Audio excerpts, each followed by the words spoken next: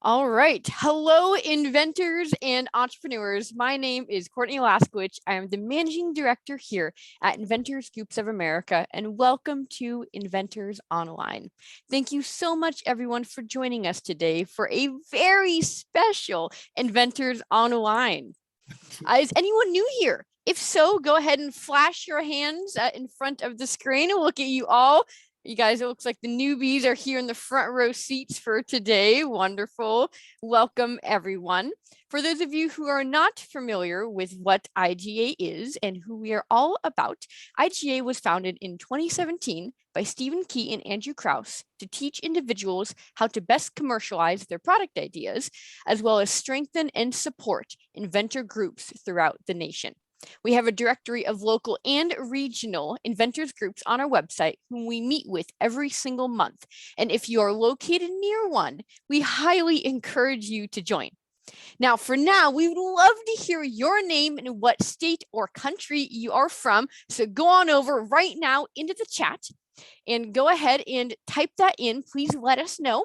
Of course, please do not disclose anything that is confidential and not already publicly available. Our meeting is being recorded and will be harnessed on our website and YouTube channel soon after. Now, we're going to be screen sharing a little bit here. When we do so, feel free to go into gallery or speaker side-by-side mode at the top right-hand corner of your Zoom panel and use the slider to change the size of both screens.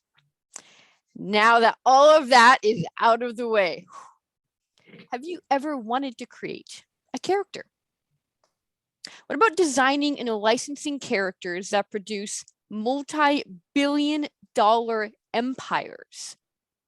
Now, the first episode of Bob the Builder was released in 1998. I still have the beloved Can We Fix It song personally still in my head from my childhood.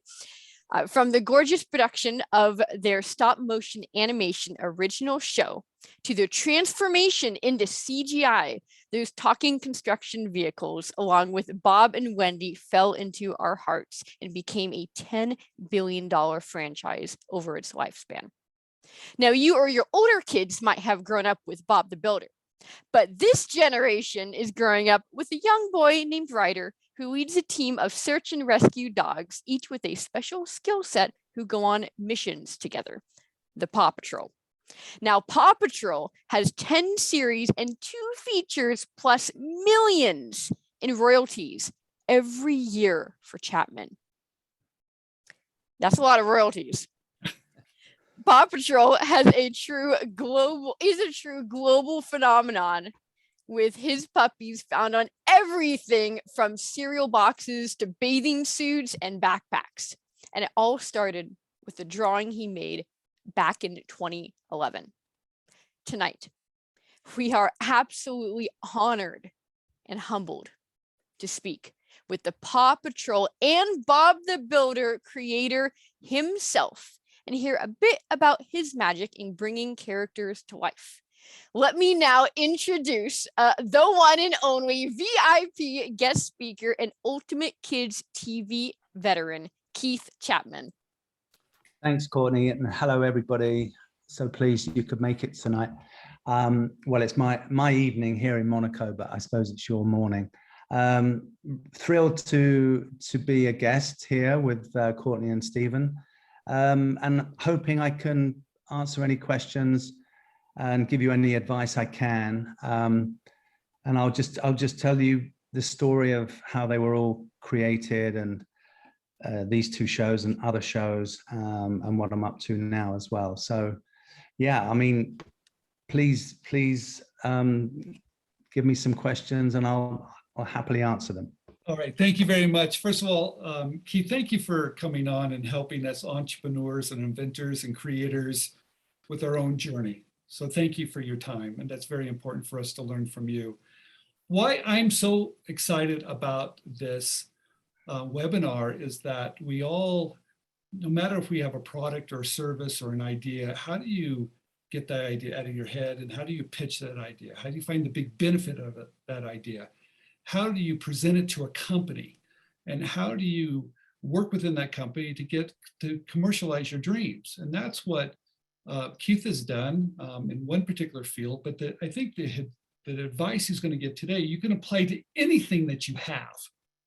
And because looking at his history and some of the questions we're going to ask, we're going to unfold this mystery of how to pitch, how to find the big benefit, and how to bring it all together to create some really wonderful things, but also to share it with the world. And that's what Keith has done. So, Courtney, let's jump in. We've got a lot of questions and I'm excited about it. So thank you very much. And I'll let you give the first couple questions.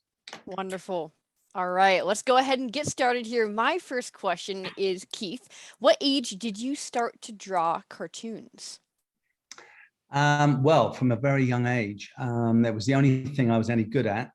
I was drawing cartoons from sort of, the age of 2 or 3. Usually on my dad's wall, which he wasn't very happy with. And then I progressed when I was at school. I was drawing cartoons and caricatures of the teachers. So I was always getting kicked out of class and made to stand out in the hallway.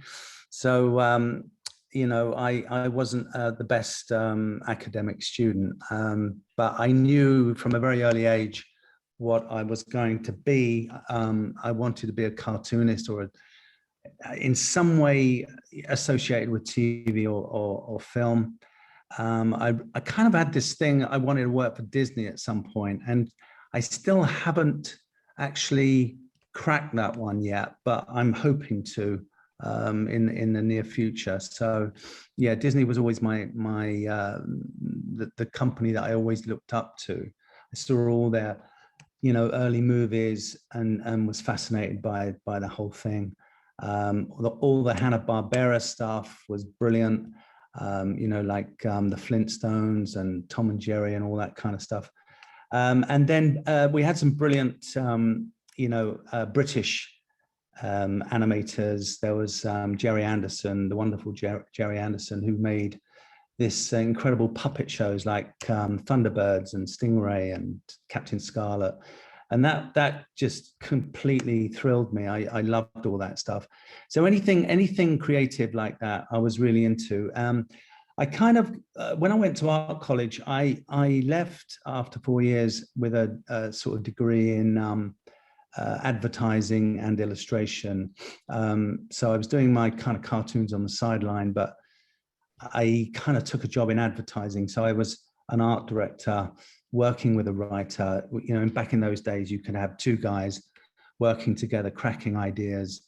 But it was brilliant fun. It was back in the golden years of advertising, where you could literally spend all afternoon down the pub with a sketch pad and a magic marker. And as long as you came up with the ideas, the creative director was fine. So I was kind of just cracking out ideas literally on a daily basis. And I'm sure that had something to do with the way I work now, in terms of, you in advertising, you have to isolate, you have to find the USP of a product, the unique selling proposition, the big idea. What is the big idea? So, we scribble up lots of ideas and we'd go in and pitch to the client, and knowing that we had one absolute massive idea amongst say 6 or 12 ideas. And that was the way we worked in advertising, sort of steering the client towards the big one. And that thinking, I think I've taken into what I do now. I'm always searching for something original, or, something's not been done before. I know that's hard, but I think it kind of helps then when you go and pitch it to the broadcasters. You've got to try and stand out amongst thousands of shows all being pitched from all these production companies. I want to ask you a question about that, because what's really interesting, when you're working with the ad agency, you had to come up with a lot of ideas, right? Did it force you to create like daily? And how did you do that? I just have that kind of mind that doesn't stop thinking of ideas, and it drives people crazy who I live with. And, because I'm always dreaming up ideas in my sleep and during dinners, and people get very bored of me saying, what do you think of this? What do you think of this? So it's just the way my mind works. I just they just keep popping into my head. So it kind of was an easy thing for me to do, advertising, because it was a natural thing. It really suited me. coming up with ideas. And I think when I eventually got, I was lucky enough to get a job at Jim Henson, working for Jim Henson, and working with all those amazingly talented people at their London base. In Hampstead, they had the TV side, making the Muppets and Muppet Babies and Fraggle Rock. And then they had, just around the corner, you had the Creature Workshop, making all these incredible creatures for, the Labyrinth or the Dark Crystal, all their movie stuff. So I was kind of flitting between the two. And I just thought, wow, this is kind of almost like what I've always wanted to do. And that I also learned how to take something and turn it into a brand, rather than just thinking of it as a sort of a TV show. I wanted to do more than that. I wanted to turn it into a global brand that was famous, like Jim's Kermit was famous. The Muppets were so famous, and all of Disney stuff was just so famous. I just wanted to do stuff that became global brands. So I started thinking up ideas, and Bob the Builder was one of my first. It was actually going to work in London, seeing a JCB digger digging up the road, and just suddenly looking at this digger and thinking, well, if I put a couple of eyes on him and made him speak, that would be quite an interesting character. So I quickly doodled it down and went on the tube and got to work. Supposed to be doing my advertising work, but I was actually secretly, creating characters, and added, some friends, some construction friends, like steamrollers and cement mixers and dump trucks. And I just suddenly thought, well, this could be quite a good idea, because, construction is probably the biggest industry in the world, and everywhere you go, kids can see diggers on the streets and their dad painting the walls or making a patio out the back. It's part of our lives, construction. I just thought, well, if you stuck a small child in a room and put some bricks in front of it, it'll start putting the bricks on top of each other. It's almost like a genetic thing to construct things. Humans just do that. So I just thought, well, why hasn't anybody done a construction idea? So I worked on it and added Bob as a human character, as the father figure, to look after these sort of kids who were slightly getting in trouble and out of control. And he had to sort of rein them in and get the job done. Can we fix it? Yes, we can. And took it into a friend of mine I used to work with at Jim Henson, a guy called Peter Orton, who had started up a company called Hit Entertainment, who became a huge company. They picked up Bob immediately. Keith? I mean, how did you pitch the story? So I what I do is I do it a very simple way. I work up what's called a treatment or a Bible. I type, in a Word document, I type up the world, the characters, how it works. I add some drawings. With Bob, I did quite a few drawings actually. And it was that one drawing on the front cover actually that sold it, because one picture can tell 1,000 words. And it was really Bob holding onto that side, that classic picture of Bob hanging onto the side of a small JCB. So I made the machines smaller and more preschoolish in terms of size ratio. And they were like buddies, Scoop and Bob were like buddies. And then I thought, right, I need some female characters in there. So added Wendy to it. And then, they picked it up, or they saw it on the table. I actually pitched about 4 or 5 ideas, but Bob was by far the strongest. And they went for it and optioned it literally there in the room. And then they then spent all their money, developing it, getting writers to write some scripts and designers on board and animation studios to do trailers. Can you talk about, just for a minute, because we all have these ideas, we all imagine you're in this room. Yeah. Got the drawings and you think you've got your best and you got a story. Are you telling the story yourself? Yes, I'm telling the story as a sort of, because I'd been reading it to my kids. I had 3 boys, so when they were born, I was kind of every night, reading them stories or telling them make up stories, and I'd say, right, what do you want tonight? You can have, and I'd reel off all these characters that I'd created, and they usually said Bob the Builder, so I knew Bob was a good one.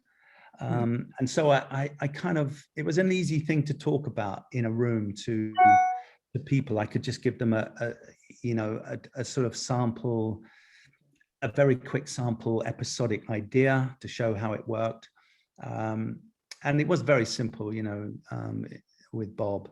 Is there a unique selling proposition? Did you come up with that one-line benefit? I mean, how did you bring it all together in one sentence, or could you? Well, I can't remember what I put down for the one sentence, but you're right. I do try and find one sentence for my shows. I think it was literally, can he fix it? Yes, he can. It was something like that, which was then tweaked and used for the strapline. And I believe Obama used it as his campaign slogan when he was running for president.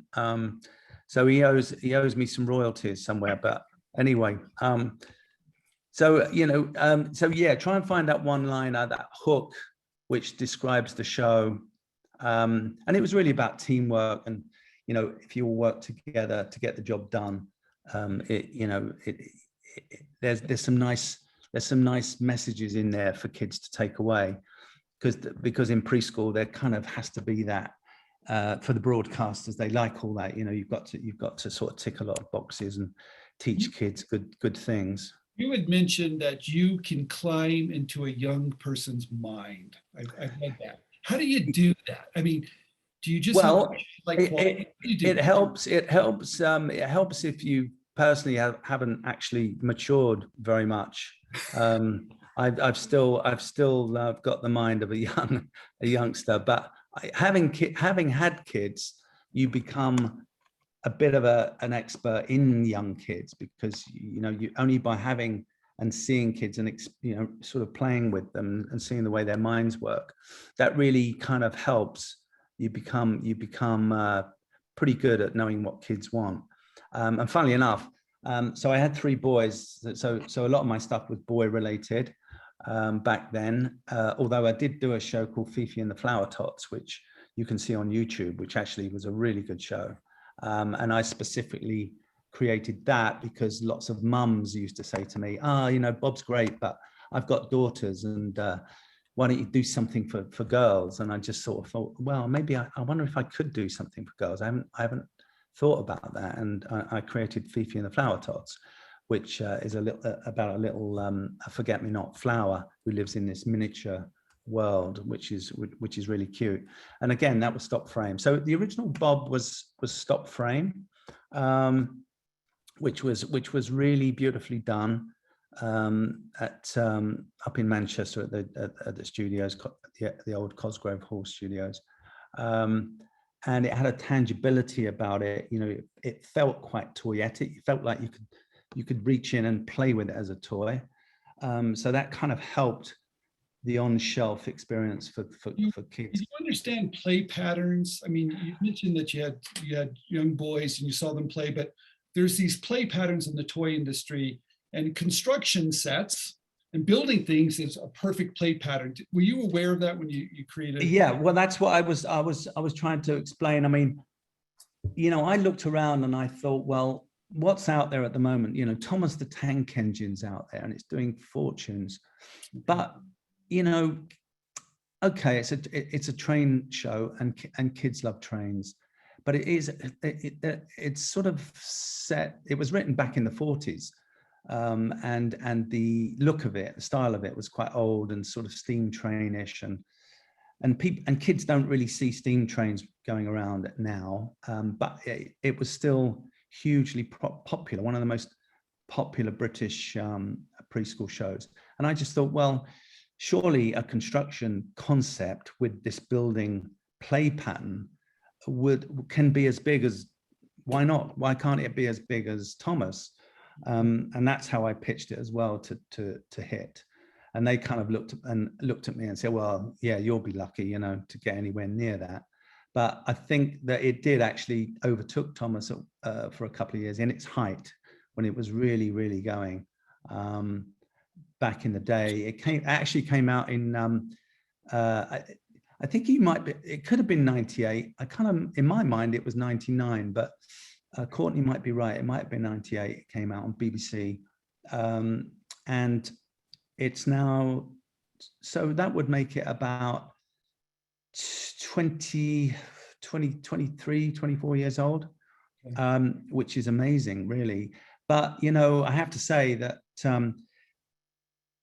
Hit Entertainment subsequently sold the brand, sold themselves to Mattel Toys, Mattel being the biggest toy company in the world, as you know.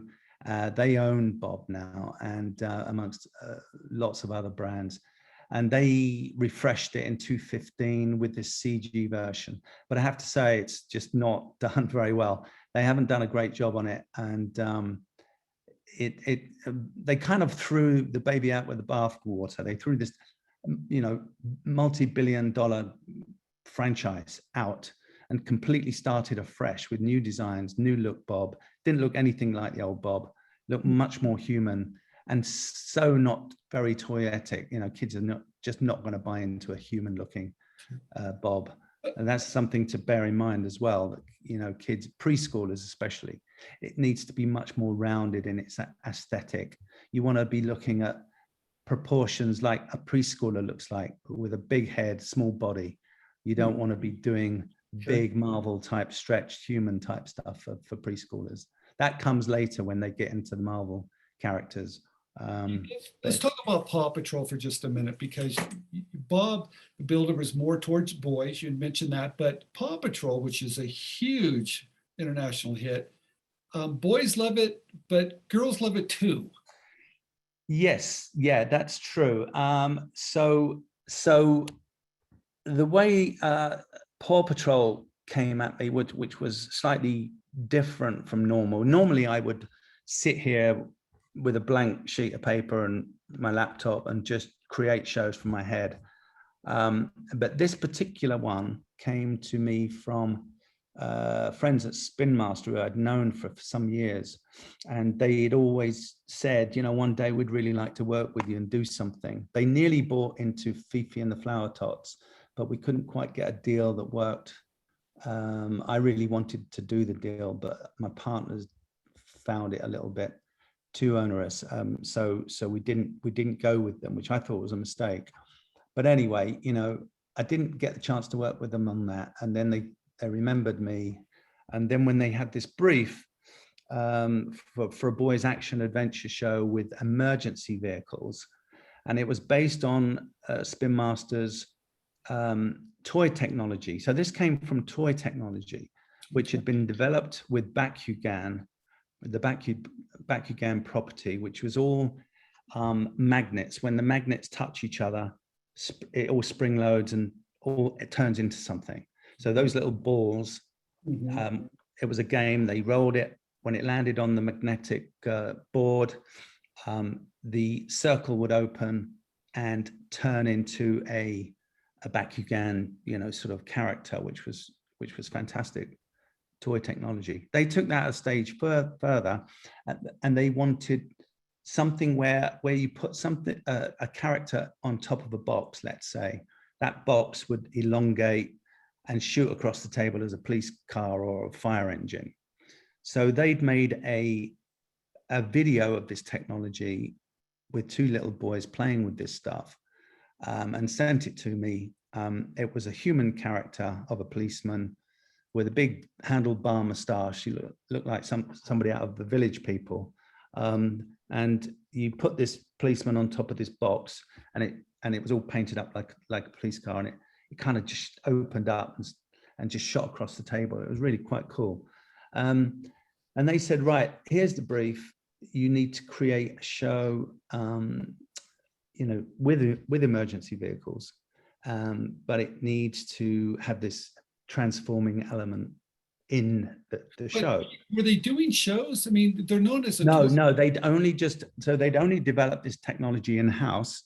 They were wondering whether to release it as a toy, or they were wondering whether they should actually build it into a TV show, like they'd done with Bakugan, and turn it into a big global successful TV show where they could actually make more money, because then they could sell licenses to lots of licensees, you know, like the whole raft of thousands of different categories like clothing and birthday cakes and whatever. So that's what they decided to do. Now, I didn't realize at the time that when they'd sent it to me, I thought they were just coming to me. You know, I was a little bit naive, and I cracked on with an idea. I started thinking, well, I don't really want humans necessarily as the heroes. I'd rather have an animal, make it a bit more preschool.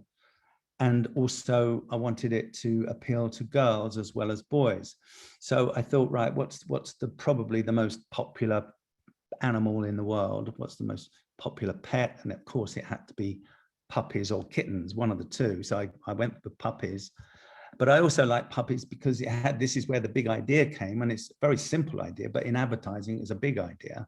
It's basically rescue puppies. You know, a little boy has got some rescue puppies that he's reared, and he turns them into rescue dogs that can go and rescue animals or humans in any scenario, with their dog kennels, which turn into their vehicles. So that was a very simple concept. But it's the sort of concept that actually you can apply any situation to. You can have them rescue a little owl, which they did in the early days in some of the early episodes, more domestic type, softer episodes, or they could get invited by the President of the United States to go and help, you know, rescue their pet dog who's gone missing somewhere in China or something. I don't know. You could just make up anything that they could go on and get this incredible technology. Keith, there's a few questions a lot of us have when we're first starting out. It sounds like you had a relationship with Spin Master because they sent you their wish list. I mean, was that common, or can you ask for it? What do you think about that? Well, that, as I say, that was a one-off. I hadn't had that before. I hadn't actually worked to a brief to try and come up with a concept.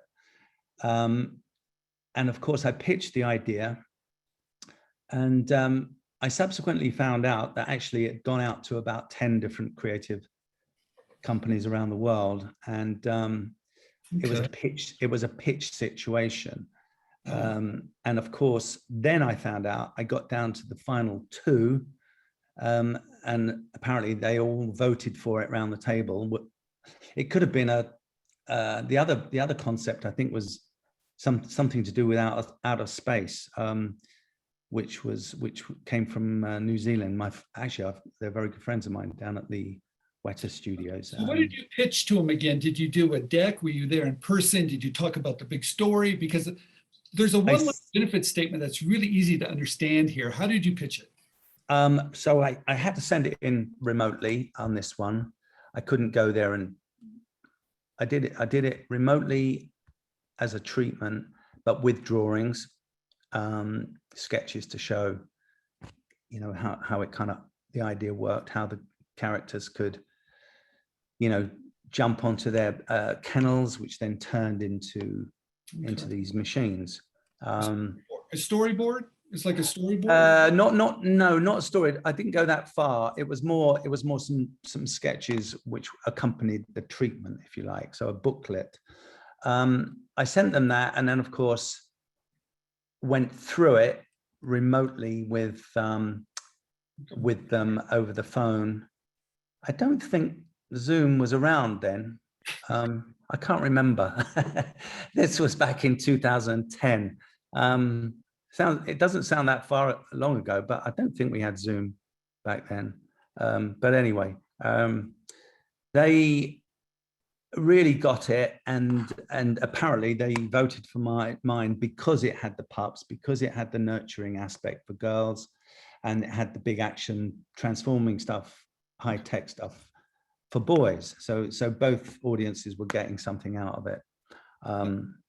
There's a quick question I have, and maybe because of your experience with Jim Henson and Bob the Builder, did you see the vision of where this was going to go? And when that licensing agreement came over, which are really wonderful things, did it spell out that this was going to be live shows, TVs, books? Yeah, that's all built into your option agreement. So basically, when a company wants to option your concept, you get into what's called an option agreement, and in that option agreement, they would cover all the aspects of going forward that you can expect. So when I do my model, usually I assign all rights to my concepts to the company. So as you were saying earlier about how successful they were, I was going to jump in and say, yeah, if only I owned them, because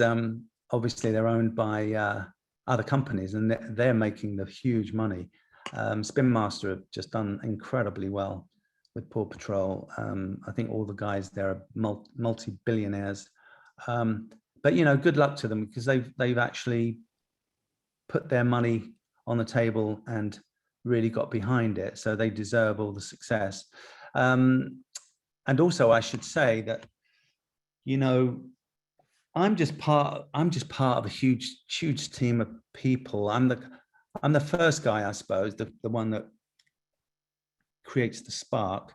But once that goes into this kind of production world, it then gets taken over by so many people, so many hundreds of talented people, that all really need the credit for these shows.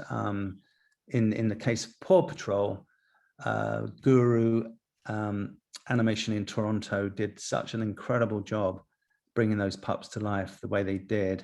It was almost a bit of a throwback to the old Disney drawing skills, the way they did those pups and portrayed them and got them to look really lovable. They did a phenomenal job. And also Spin Master production team, they started a production company, entertainment company within Spin Master based on PAW Patrol. That was their first show. Talk a little bit about the licensing agreement, but then we're going to go in another direction real quick.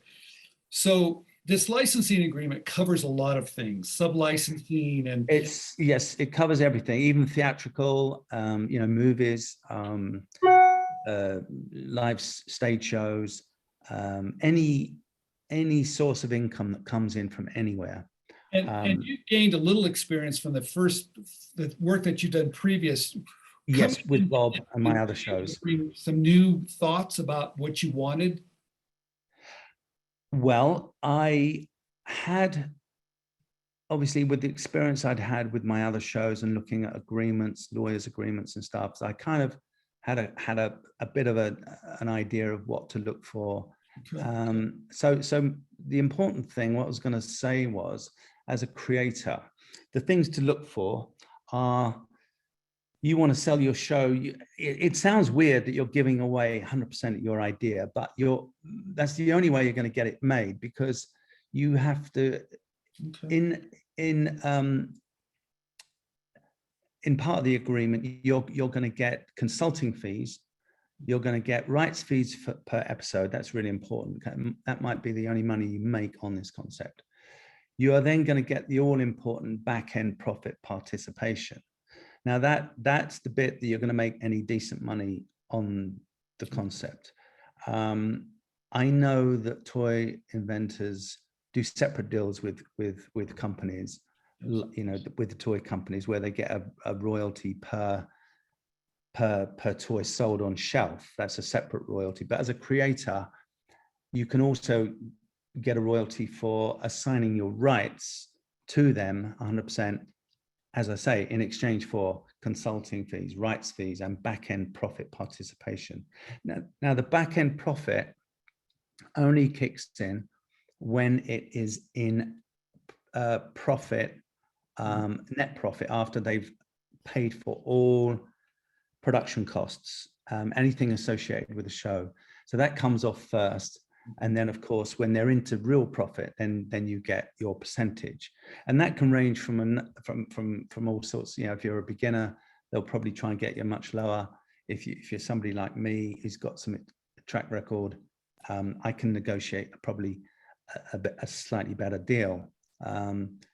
But you know, everybody's different. Every deal is different I've ever done. Sometimes you get a company willing to offer more.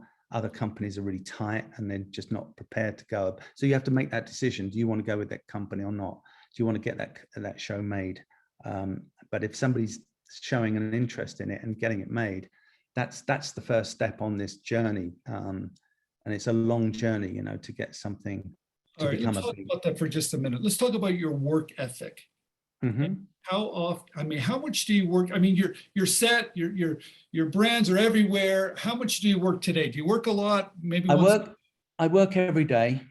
I create stuff every day.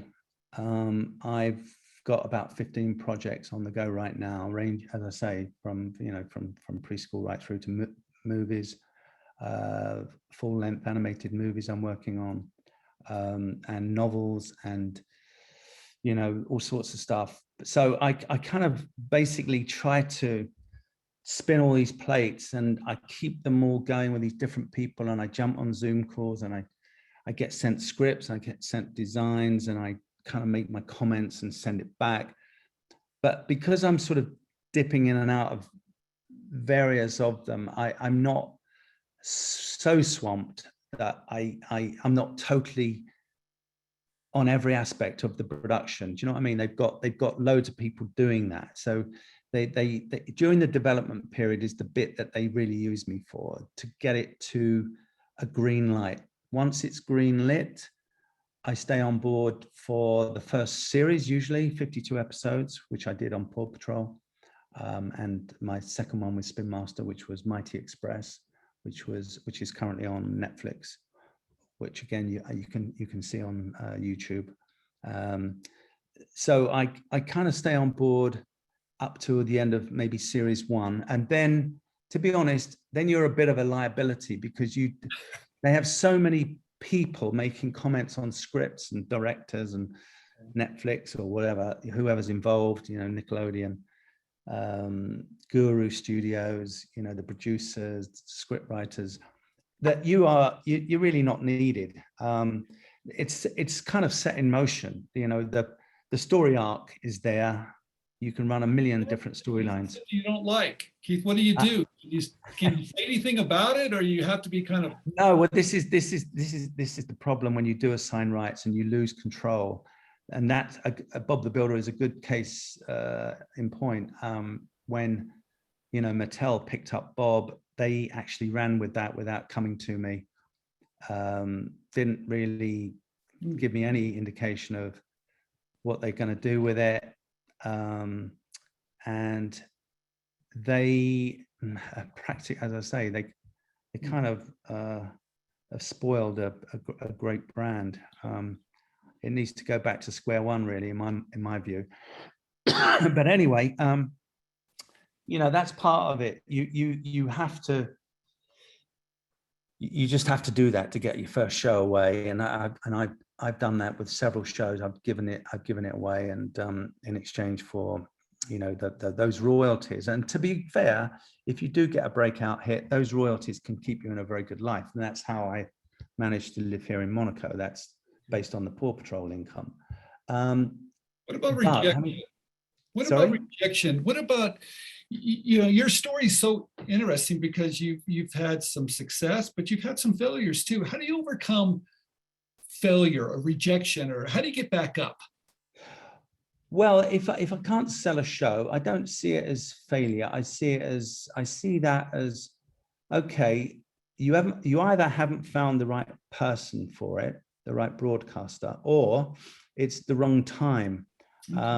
You know, I kind of put them away and then dust them off again in a few years and refresh it and take it back out. There's some things that are right in development right now, in production right now, with Wild Brain and big Chinese companies that are currently producing one of my shows that created years ago, and went through many different looks, being optioned by different people, but didn't quite manage to get it to the right place.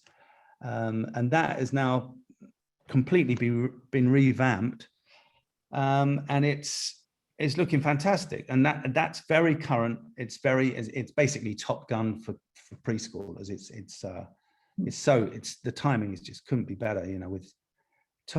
With Tom Cruise. Tom Cruise could be in the show. He's the right size. He could be in one of my little jets. He'd be perfect. But something like that right now. So timing is a lot to do with it. But do you ever get down, and do you ever want to give up? Have you ever felt, hey, I just want to give up and do something else? Or how do you keep going? Well, as I say, I've kind of branched out into other areas, like I've got my first animated feature currently in production, which should be finished by October, November this year, which is a big environmental themed movie about a young orangutan female who's going to save her rainforest world from destruction through deforestation. So it's very current, it's very moving, it's quite powerful.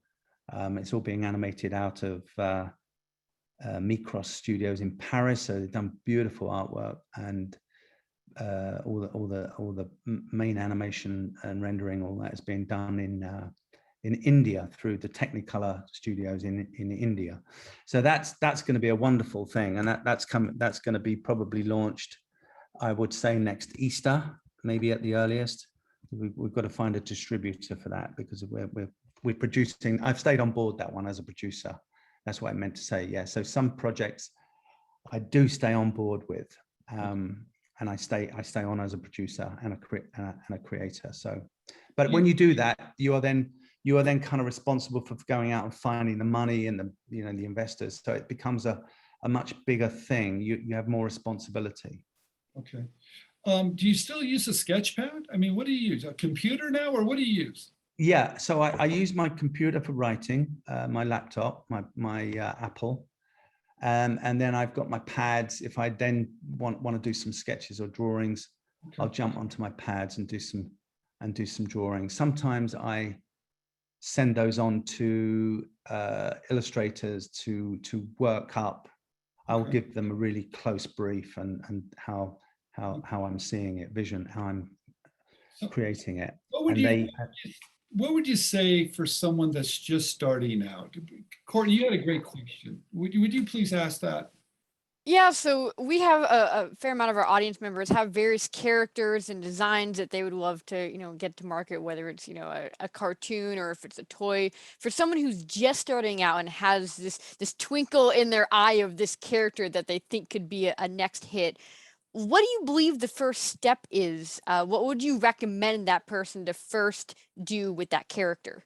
Well, I think if they're seeing it as a TV show, then they need to write a Bible. They need to write the world, the character, what happens, what's the idea, how do characters interact, some half a dozen storylines, and just create it, organically. Does it work? Try it on kids, tell them the stories. Sometimes writing a children's book is a good way. You can take a book to a publisher and get something published and get success that way. And then based on that success, you can get production companies interested when you have a successful range of books. That's probably a quicker way to market, going the publishing route. And also, I would say you have a stronger hand when you go and do your deal with the production companies these days, because of course you've got the books, you show them on the table, and you've got real sales, and you've got a stronger hand on your negotiating for back end. Or it's good to get an agent. I mean, at that stage, you really want to get yourself an agent. I know that in America they do it slightly differently and have lawyers representing them, whereas in the UK we probably more go along the literary agent or entertainment type agent. So you could go that route, or you could pitch it directly to the production companies, as I had done, and hope that there's something unique. Keep looking at your ideas and keep asking yourself, and you have to be honest with yourself. You know, how can I improve this? Is this actually interesting? Is this going to interest a child? Is that going to keep their attention? Is that character really lovable? Where's the heart? I always say this, you know, you've got to put heart into a show. It can't just be a show about selling vehicles or stuff. There's been lots of shows about vehicles that haven't actually worked. You've got to have heart in the show. Kids have got to love your character, really care for them. And you've got to have those little emotional moments in the show. All my stuff has had that. So keep trying to improve it. Never be satisfied with what you've got. Always look for a more original way of doing it. You know, it could be something that has been done before, but try and give it a different twist. So you're pitching something that hasn't been done, because broadcasters get pitched so many thousands of different shows. They've seen everything. They've seen every type of show, from vets to doctors to, you know, builders to all sorts, nurses, zoos, jungles. So you've got to make yours slightly different. I'll give you a good example. I've got a show right now, which actually was just launched. There was a press release just recently, so I can mention it. I've just hooked up with a company who picked one of my ideas up, and I just started thinking to myself, right, I really want to do a show about football, soccer. You know, it's the biggest sport in the world. Nobody seems to have done it, but I want to give it a different spin, because I'm sure somebody's done some soccer shows somewhere. I'm sure I saw one in France, French animation. But I don't really want to just have a show about football matches. That's a bit boring. How can I make it funny and different for preschoolers? So I thought, right, well, what about if I mix pirates with them? What about if you had a pirate team on a boat that sailed around the world, playing lots of other pirate teams, and at the press of a button, their boat turns into a football pitch, and then you have all these crazy piratey adventures, but you have football as well. So that kind of really appealed to me. So that's something we're currently developing right now, and we'll be pitching that at MIPCOM, which is the big TV festival in Cannes in October, and see if we can get that one away. So what I'm trying to say is, find something but give it a twist. Look for something original. You guys, we're coming up on the hour, and I want to be very respectful of Keith's time. And maybe we have time for a couple questions. Courtney, maybe you could help with that. We have a lot of really, really good questions that I cannot wait to get to. We have one question here from Nicole. Her question is, how do you find the company/studio that you'll know would be interested? Well, I think that you have to do some research. You have to watch a lot of children's TV, or read a lot of children's books to find the right publisher if you're going that route. Find something that you really like, style-wise and humor-wise, and you're thinking to yourself, actually, you know, I like that my show could kind of be like that. And just take a note of the production company that makes it on the credits at the end, and look into them and find out what the process is of submitting stuff, because they'll all have submission departments, because they're all looking for the next big thing. But just cover yourself with, as I say, you know, either go through an agent, or if you are sending it in yourself, copy somebody in so that you've got witnesses to it being sent in, and you know, try and get some feedback from them. So there's history of it being sent in. Well, first of all, maybe a preliminary letter to find out you've got something you want to send. What's the process? Who do you send it to? And do it. And maybe there's some companies have official, you know, documents that you have to sign before you send it in. I think they're just covering themselves in case they have something in development that's similar. And there's always, you know, there's been in the past people sending stuff in and then they see a show come out a couple of years later, which is their same theme as their thing they sent in. And then of course they get all upset and think, oh, well, they've nicked my idea.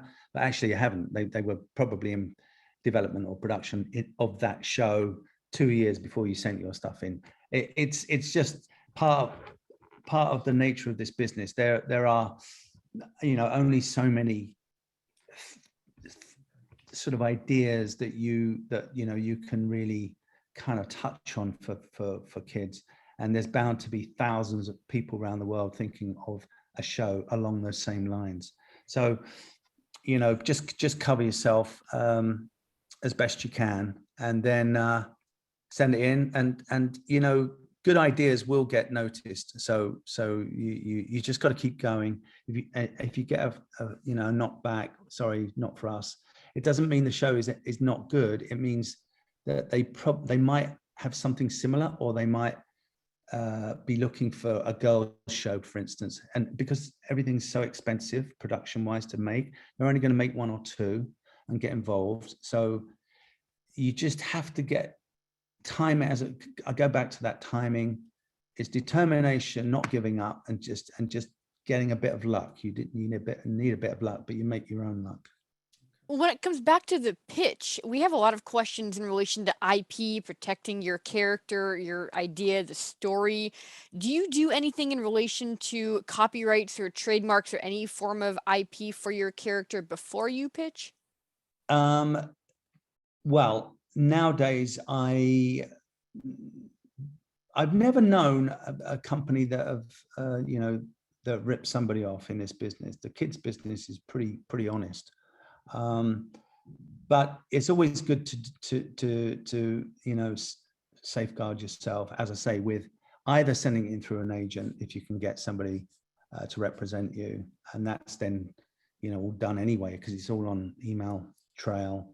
But you can kind of copyright stuff and spend some money. You know, you could take out the .com name of it for relatively small amount of money just to own it in case they do go with the same name, and you've got that. But you know, essentially at the end of the day, you're just going to have to at some stage trust someone. Thank you for saying. Okay. You have to let go and trust someone somewhere, otherwise you're never going to get it made. But you just try and cover yourself as best you can. Okay. I think that's all I can say. We have a couple questions I would love to get to, two in particular that we're getting a lot of questions about just within the chat here. Desiree says it pretty clearly here that what if you have a lovely character idea, but you are not an artist, you cannot draw it, it's more of a concept, but how it fully looks, it's not sussed out. Do you hire an artist, or what do you do at that point? Well, yeah, I mean, yeah, so this happens a lot. So if you can't do any of those things, but you've got an idea for something, you're going to have to pay somebody to do it. You don't really want to have to bring someone in, a friend, and say, look, if you draw that up for me or write that up for me, I'll give you half the IP. Some people do that. I have done that on where I need a studio coming on board to put in, say, $200,000 to turn my show into a full pitch with Bible and drawings and scripts and animation trailers. I've done that because then I know that's another one that I could probably try and get away, but on that one I'm going to go 50-50 with that studio. But I think if you're trying to sell something in yourself on your first show, I kind of try and resist giving anything away if you can. Try and pay for it if you can do that. The other thing is, of course, don't promise too much to somebody, because you know, you could have something drawn up in your pitch by an artist and pitch it into a production company, and they might option it, but they might not want to use that artwork. They might want to use their own studios and their own designs and start from scratch, or they might want to use their own script writers.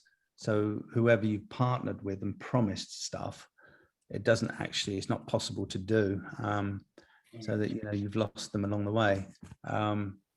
So I think the best thing to do is keep it clean, own it, and just pay for some stuff to be done. We're right up If on you the hour, can't do it. Courtney. Well, yeah, I'm prepared to carry on if we have. Yeah. Okay. Good. All right. Good. I just want to make sure, because this information, peeling back the curtain a little bit, Keith, is so important, because we just don't know really what to do. And I know a lot of creative people are a little frustrated with the process. Now, I want to ask you one thing. When you keep on referring to the Bible, what does that mean? What does that look like? Is that a style guide? What is that? Well, it's like a sort of a document, which is basically the concept, which explains the world and pulls you into it like a story, and then you describe the characters, you describe the locations, you describe the bad guys, the good guys. You then write a few storylines, no more than half a page each, and at least maybe half a dozen of those. And then you just flesh it out, and you maybe put some drawings in, and just make it as sexy as you can make it.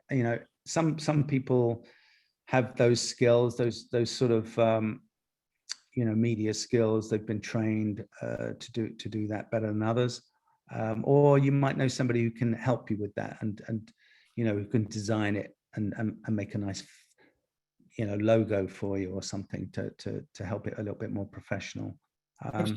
I've seen a few style guides for like a movie launch.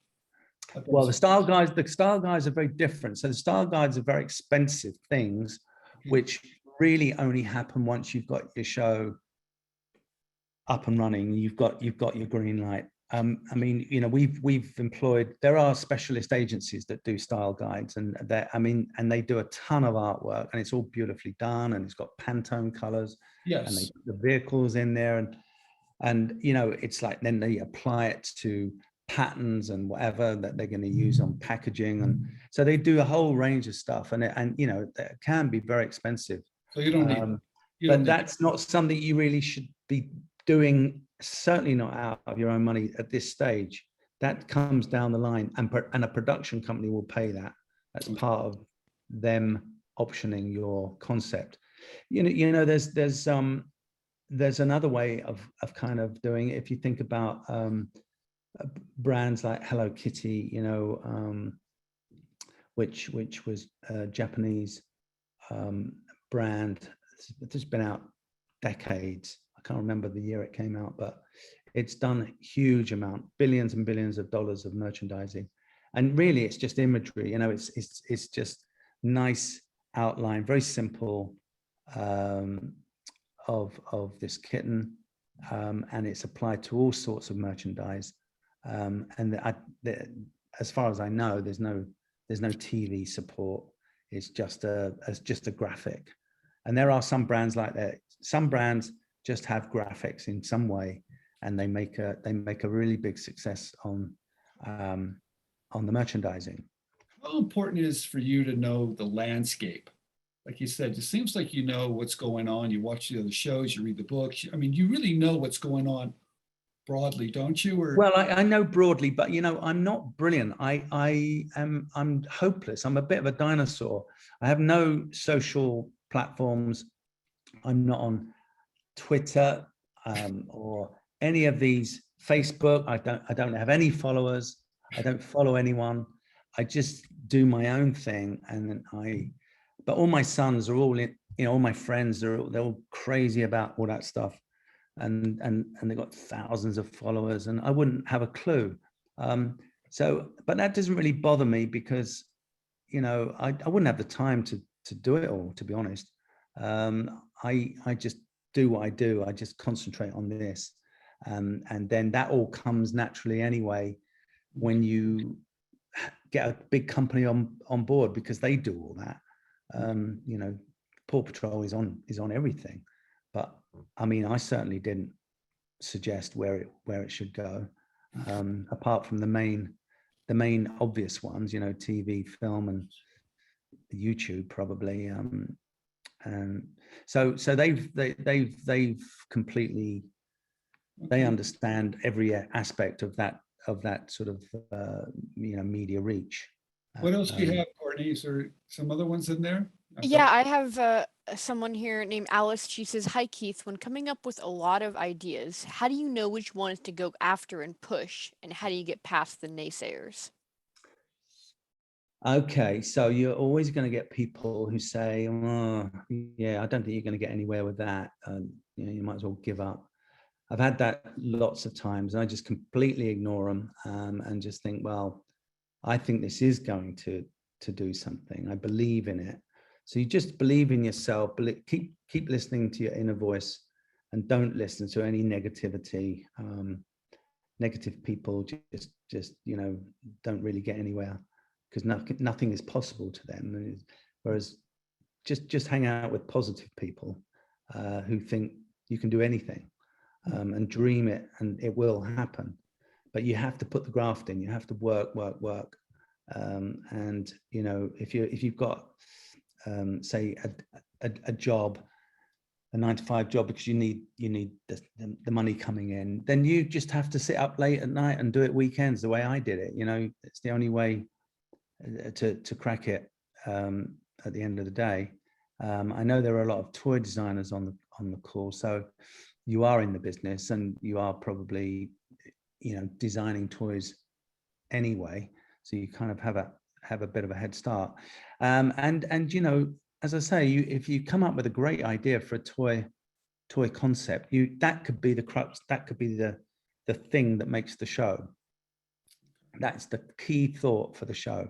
And all you got to do is just come up with the characters to sort of build around that toy concept, and as I say, give it heart, try and make some sort of story out of it, and then suddenly you've got a really cool show. We have a question here. We ironically have a lot of screenwriters in the audience, and so we're getting a lot of those questions as well. And so what I would maybe find interesting too, Leo asked a question here. Do you have any advice particularly for a screenwriter with a penchant for children's media? Yeah, so screenwriters are, I've obviously used many writers, and you can tell the really good ones. You can read, there's great script writers and not so good ones, and the really good ones they just make the page come alive, and they just great at humor, great at action.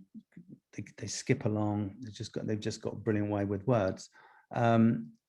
So I think really with that, I'm not sure the best way in for a scriptwriter, but it would be sending in some sample scripts to the head writer of a particular show.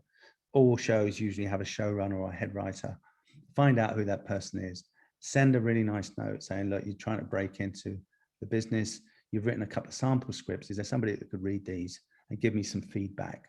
And usually it's going to be a process of, because you're brand new, you've written something. Maybe ask them for some sample scripts to read. That's a good way of learning the shorthand of writing great scripts, because the more you read those scripts, the better you'll become, because you can see where you're going wrong, and the way that these really good writers can get over action or comedy, or and make it work. So script writing, yeah, for preschool, for any TV, again is different from movie script writing, and I'm only learning movie script writing now on this new project that I'm doing, which is a whole new ball game. It's like massive undertaking. It's about a year to write a great script, because I think this guy wrote about 12 drafts for this movie. But it's unbelievable script that we finally got, this polished diamond of a script. Every single word is has been literally, you know, honed. It's so good, but they're very different. They're very different. But this guy actually came from a TV background, so, and he wanted to write movies. That was his ambition. So he did that. He learned the trade of how to write scripts. He wrote lots of scripts, read lots of movie scripts, and how to get into that world, because it is, as I say, is a different discipline from TV 10-minute episodes for preschool. Great. Yeah, thank you for that. Ben, would you like to ask a question here, my man? Hi, Ben. Hey, actually, Keith, I want to thank you so much for your time. I don't have a question. I need a favor. If you can do something for me really quick. I have to go. I'm so mad about it, but I literally have to leave right now to drive a foster dog to what may be his new family. And I think a well wish from the PAW Patrol guy might make me a shoe-in. What's his name?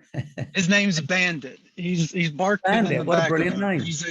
He's a Great Pyrenees St. Bernard mix, and we've had him in a Class A RV with us for 7 months trying to find him a family. So we're leaving right now. I gotta go. God. Bandit is brilliant. I mean, there's a show right there. So Pretty much. Somebody should write a show about Bandit. I love that.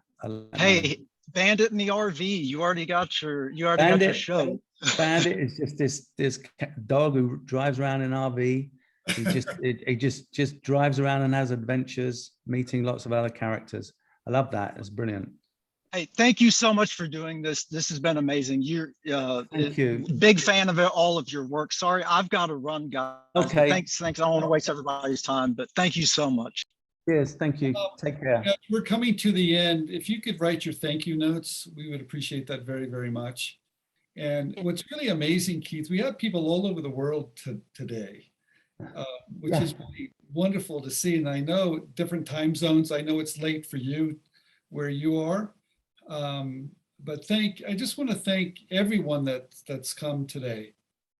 Yeah, thank you all, guys. It's been really good, actually. It's good for me. You know, I get a few things, but not quite like this. But it's really important for me to give something back. You know, I've been lucky. I've had my breaks, and one or two of you guys are gonna have that same lucky break. So if you do, you should let us know. You should. Well, you know what's really amazing, Keith? I was doing some homework, and I kept on thinking, why is Keith spending time with us? And then I read something where you wrote that it's really important for you to give back. So I cannot thank you enough for being so giving. Thank you, Stephen. Yeah, truly no, it's important. It's important. You know, I was an unknown once with my first show, and Peter Orton at Hit gave me that opportunity. You know, he saw something and he took it on board, and he was a big multimillionaire, very successful businessman. I was. Courtney, should we do our pictures? Is it? Yeah, absolutely. We always do a family photo here. Oh yeah. Yeah, let's do a family photo, and then I'll unmute you guys too for a quick round of applause. But let's all smile and wave at the camera, and we'll do a family photo here. 1, 2, 3. All right, we're gonna do the next page here. There's a lot of pages here, Keith. 1, 2, 3. Yeah, you've got a lot of going. people. Keep smiling, many everyone. Oh, 99 plus. Yeah, cool. Currently we've got 223 people on with us. Oh my God, that's I cool. think we are right under 300 today. We were, yeah. Perfect. Okay, we're good with the images now. Now I'm gonna have everyone give a wonderful round of applause for Keith. I'm gonna unmute everyone for about 10 seconds to give a wonderful, warm, welcoming thanks for Keith here. 1, Thank you, guys. 2, 3. All right, you guys can unmute yourselves and give a round Thank of you. applause. Thank you so much, Keith. Thank you. Thank you. Awesome. Okay, I'm going to unmute you guys here for a second. Thank you guys so much for giving that round of applause. We really appreciate it. Stephen and Keith, do you guys have any last words you'd like to give? Yeah, I just want to say, Keith, what an honor. And thank you, Billy at Mojo Nation, for making that introduction. Yeah, thank you very much. Thank you, guys. It's been a real pleasure. And I really sincerely hope that you know, somebody comes through with something amazing. Just have to keep dreaming it, and it dreams come true. They do. Wonderful. Thank Right, you so thank much. you, everybody. Stephen, real quickly before we go, do you want to talk about the leaders page Yeah, here? please, real quick, put the last slide up. I just want to thank all the inventing groups out there in the world, and also these people here. We have George, and we have Orange County, and Don, and Leo, and Chris, and Joe. Thank you for getting the word out about this great event. I appreciate all the help. And please join your local inventors group. They'll help you become successful. Thank you, Courtney. Wonderful. All right. Thank you very much, Keith. We super appreciate Thank you you, coming Courtney. here for our meeting. Thank you everyone for coming to this special event at this very special time for Inventors Online. Hopefully we guys see you in our very next meeting next month, where we can bring you more expert information in the areas you guys need help in. Have a wonderful evening, everyone. Thank you. Thank Bye, you. Keith. Take care. Bye, everyone. Thank you. Cheers, Bye. guys. All the best.